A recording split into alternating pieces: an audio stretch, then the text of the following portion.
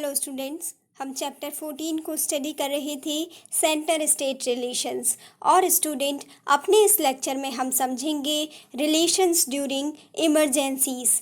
Student, इसमें हम समझेंगे कि जब नेशनल इमरजेंसी का टाइम होता है या हमारे देश में जब इमरजेंसी का प्रोक्लेमेशन किया जाता है तो उस टाइम पर सेंटर और स्टेट के बीच में जो एडमिनिस्ट्रेटिव रिलेशंस हैं वो किस तरीके से अफेक्ट होते हैं, इसको अपने इस लेक्चर में हम पढ़ेंगे। स्टूडेंट, उसके बाद हम एक और टॉपिक इस लेक्चर में डिस्कस करेंगे जिसके अंदर हम अंडर आर्टिकल 355 के जो प्रोविज़न्स हैं उसको स्टडी करेंगे। स्टूडेंट, हमारे कॉन्स्टिट्यूशन में अंडर आर्टिकल 355 सेंटर को कुछ डायरेक्शंस दी गई हैं जिसके थ्रू ये बताया गया है कि सेंटर की जो ड्यूटी है वो स्टेट्स को सिक्योर करने की है। तो स्टूडेंट, इसको हम अदर प्रोविज़न्स में पढ़ेंगे। तो चलिए स्टूडेंट, आज का जो पहला टॉपिक है उसको स्टार्ट करते हैं।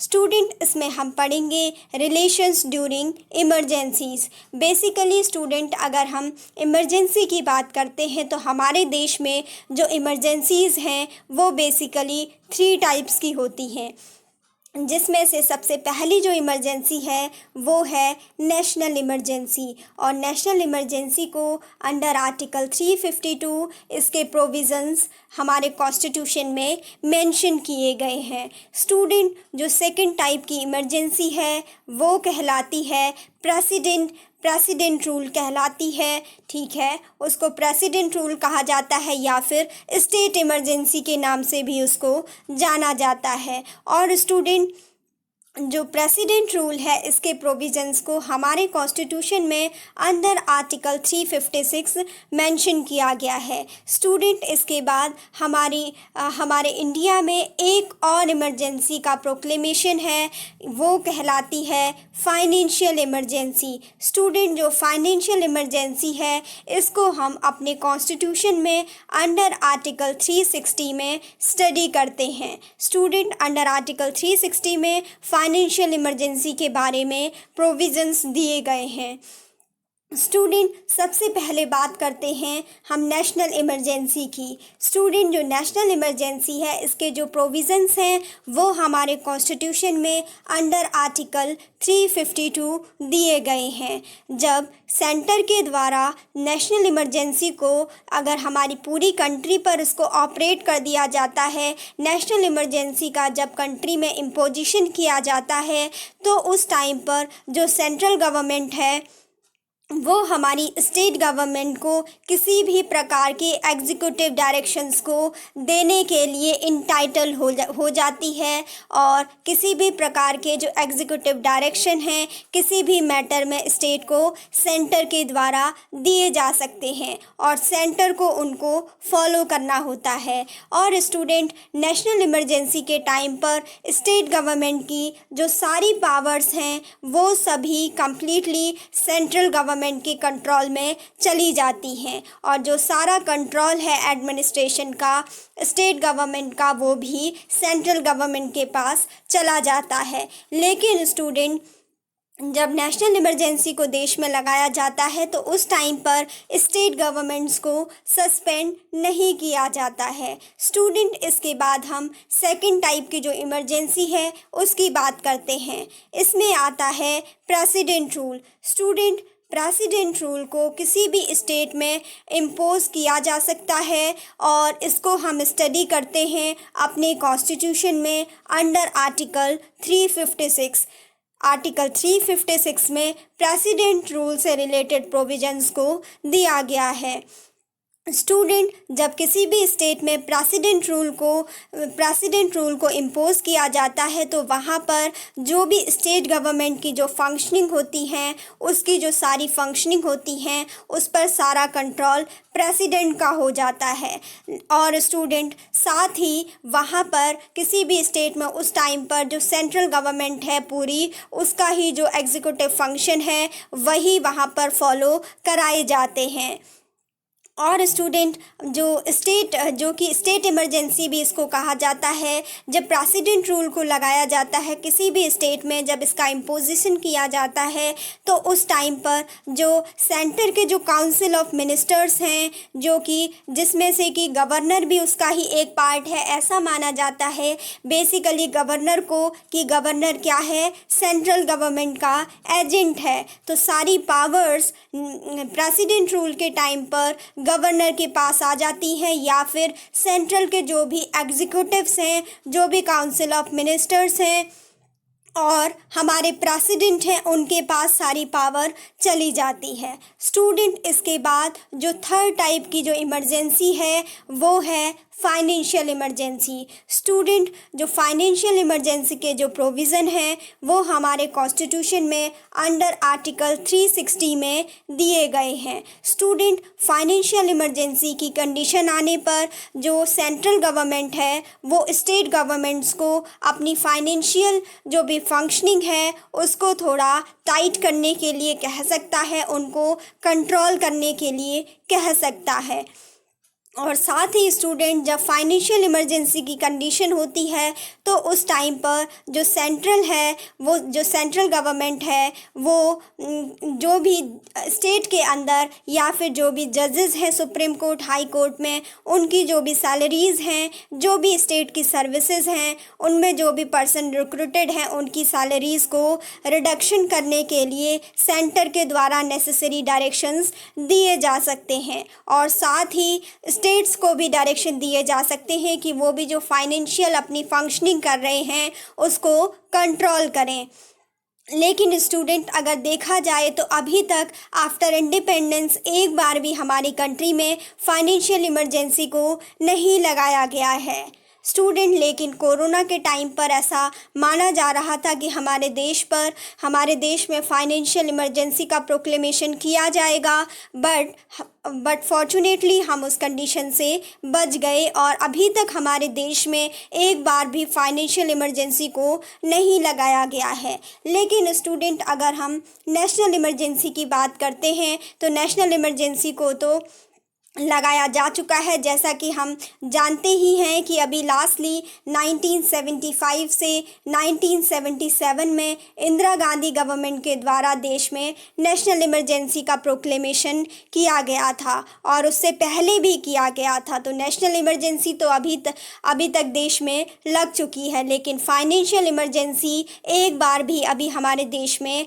नहीं लगी है। लेकिन स्टूडेंट जो प्रेसिडेंट रूल है वो तो अगर स्टेट में लगाया जा सकता है सेंट्रल गवर्नमेंट के थ्रू। जब भी सेंट्रल गवर्नमेंट को लगता है कि कोई भी स्टेट गवर्नमेंट सेंटर के द्वारा दिए गए प्रोविजंस को फॉलो नहीं कर रही है तो उस पर्टिकुलर स्टेट में प्रेसिडेंट रूल को इम्पोज कर दिया जाता है। तो इसीलिए प्रेसिडेंट रूल को तो कई स्टेट्स में लगाया जा चुका है। स्टूडेंट ये सब पढ़ा हमने कि जो ये नेशनल इमरजेंसीज़ हैं या हमारे देश में जो इमरजेंसीज़ का जो प्रोक्लेमेशन है वो किस टाइप से होता है, और इमरजेंसीज़ के ड्यूरिंग जो नेशनल इमरजेंसी है, जो प्रेसिडेंट रूल है और जो फाइनेंशियल इमरजेंसी है, इन तीनों ही इमरजेंसीज़ के दौरान सेंटर और स्टेट की जो एग्जीक्यूटिव फंक्शनिंग है, जो एडमिनिस्ट्रेटिव फंक्शनिंग है, वो किस तरीके से अफेक्ट होती है, इसको भी हमने देखा।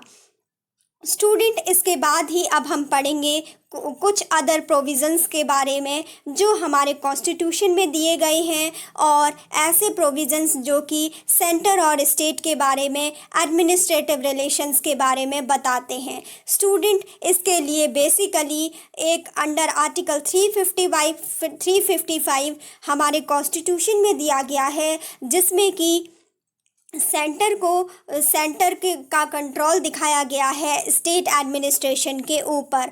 ऐसे प्रोविज़न किए गए हैं अंडर आर्टिकल 355 जिसमें कि सेंटर की कुछ ड्यूटीज़ बताई गई हैं। बेसिकली अंडर आर्टिकल 355 में सेंटर के ऊपर 2 ड्यूटीज़ इम्पोज की गई हैं स्टेट गवर्नमेंट के एडमिनिस्ट्रेशन के रिगार्डिंग। इसमें से जो पहली ड्यूटी है उसमें सेंट्रल गवर्नमेंट सेंट्रल गवर्नमेंट को कहा जाता है कि उसकी ये ड्यूटी बनती है कि उसने किसी भी प्रत्येक स्टेट को प्रोटेक्ट करना चाहिए किसी भी एक्सटर्नल एग्रेशन से और किसी भी प्रकार के इंटरनल डिस्टर्बेंसेस से। सेंट्रल गवर्नमेंट के पास पावर है और उसकी ये ड्यूटी बनती है कि किसी भी स्टेट को, यानी हमारे देश के अंदर जितने भी स्टेट हैं, 28 स्टेट्स हैं, सभी पर अगर कहीं भी अगर किसी और कंट्री के द्वारा किसी भी प्रकार का कोई भी एग्रेशन किया जाता है या वॉर किया जाता है या कुछ भी है, तो उस कंडीशन में जो सेंट्रल गवर्नमेंट है उसकी रिस्पॉन्सिबिलिटी बनती है, उसकी ड्यूटी बनती है कि वो हमारे स्टेट्स को प्रोटेक्ट करे किसी भी एक्सटर्नल एग्रेशन के अगेंस्ट में। या फिर मान लीजिए किसी भी स्टेट के अंदर अगर कुछ स्पेसिफिक वायलेंट ग्रुप अगर आपस में किसी भी अगर वायलेंस को बढ़ाते हैं या फिर एटमॉस्फेयर को ख़राब करते हैं किसी भी स्टेट के अंदर, तो उस रायोट को रोका जा सकता है सेंट्रल गवर्नमेंट के द्वारा। तो स्टूडेंट बेसिकली इसमें बताया गया है कि अंडर आर्टिकल 355 में सेंटर के कंट्रोल को बताया गया है और साथ ही स्टेट के लिए सेंटर की ड्यूटीज़ को भी बताया गया है। स्टूडेंट इसमें अंडर आर्टिकल 355 में जो सेकंड ड्यूटी दी गई है सेंटर के लिए, उसमें कहा गया है कि जो सेंट्रल गवर्नमेंट है उसको इस चीज़ को इंश्योर करना होगा कि जो प्रत्येक स्टेट है उसको वो क्या करे, वो कॉन्स्टिट्यूशन के प्रोविज़न्स को फॉलो करते हुए ही अपनी गवर्नमेंट को चलाए। इस चीज़ की जो इंश्योरिटी है वो सेंट्रल गवर्नमेंट को सौंपी गई है। स्टूडेंट सेंट्रल गवर्नमेंट से कहा गया है कि सेंट्रल गवर्नमेंट इस चीज़ को सुनिश्चित करे, इस चीज़ को इन्फोर्स कराए कि कोई भी जो स्टेट गवर्नमेंट है हमारी कंट्री के अंदर, वो जब अपने जो भी गवर्नमेंटल फंक्शंस हैं उनको करे तो उसके लिए वो कॉन्स्टिट्यूशन के प्रोविज़न्स को फॉलो करे।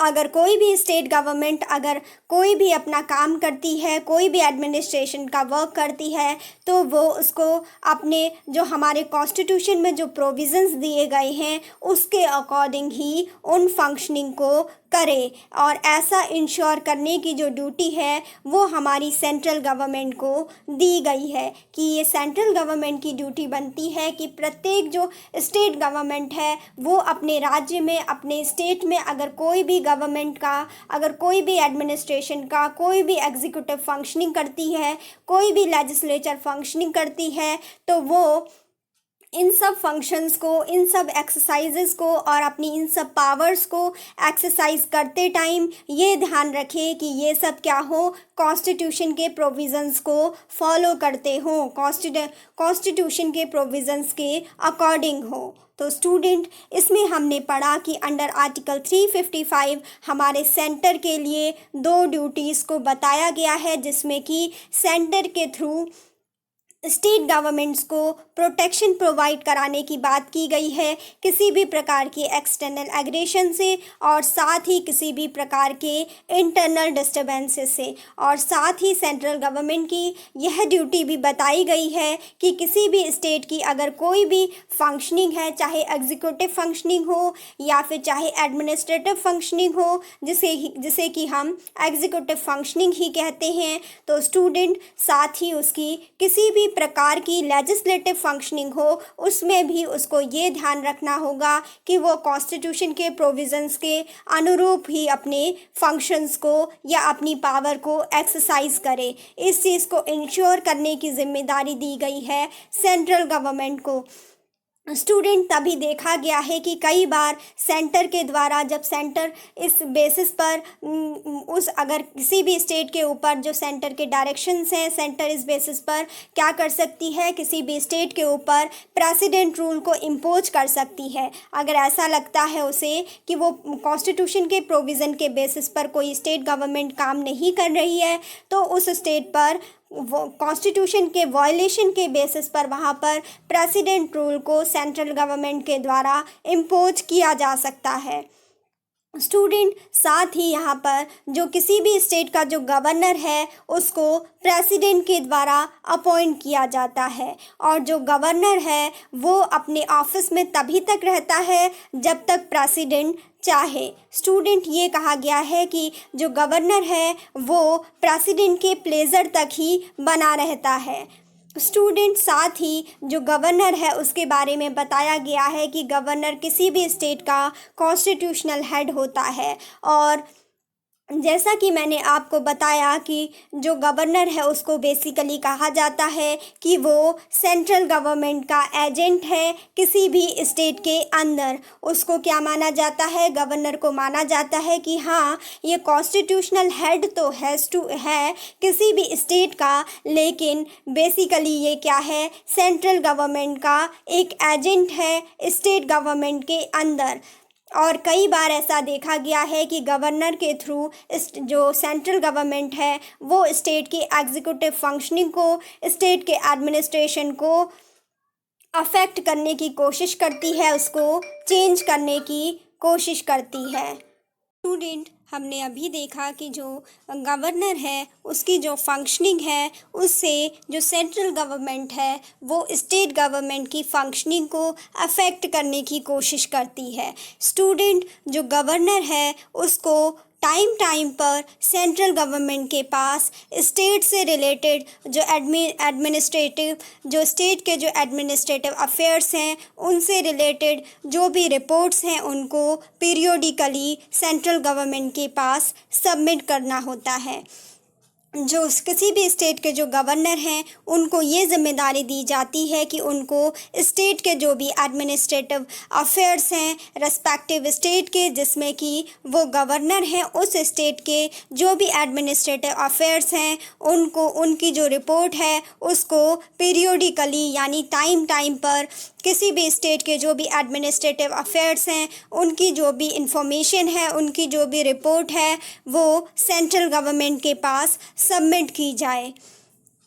स्टूडेंट इसके साथ ही जो स्टेट इलेक्शन कमिश्नर हैं उसका जो अपॉइंटमेंट है वो स्टेट के गवर्नर के द्वारा ही किया जाता है। किसी भी स्टेट में जो स्टेट इलेक्शन कमिश्नर हैं उनका अपॉइंटमेंट भी उस स्टेट के गवर्नर के द्वारा ही किया जाता है। लेकिन स्टूडेंट अगर स्टेट इलेक्शन कमिश्नर के रिमूवल की बात आती है, अगर स्टेट इलेक्शन कमिश्नर को रिमूव किया जाना है तो उसके लिए केवल प्रेसिडेंट के पास ही रिमूवल की अथॉरिटी रहती है। अगर स्टेट इलेक्शन कमिश्नर को अपॉइंट करना है तो उस टाइम पर जो अपॉइंटमेंट है वो गवर्नर ऑफ द स्टेट के द्वारा किया जा सकता है। लेकिन जब स्टेट इलेक्शन कमिश्नर को रिमूव करना है तो स्टेट इलेक्शन कमिश्नर का जो रिमूवल की जो अथॉरिटी है वो केवल प्रेसिडेंट के पास ही होती है। तो स्टूडेंट इसमें हमने अदर कॉन्स्टिट्यूशनल प्रोविजंस को भी पढ़ लिया, जिसमें कि हमने मेनली आर्टिकल 35 को, आर्टिकल 355 को स्टडी किया, और उसमें सेंटर्स की 2 ड्यूटीज़ बताई गई थी स्टेट के रिगार्डिंग, उसको भी हमने पढ़ा।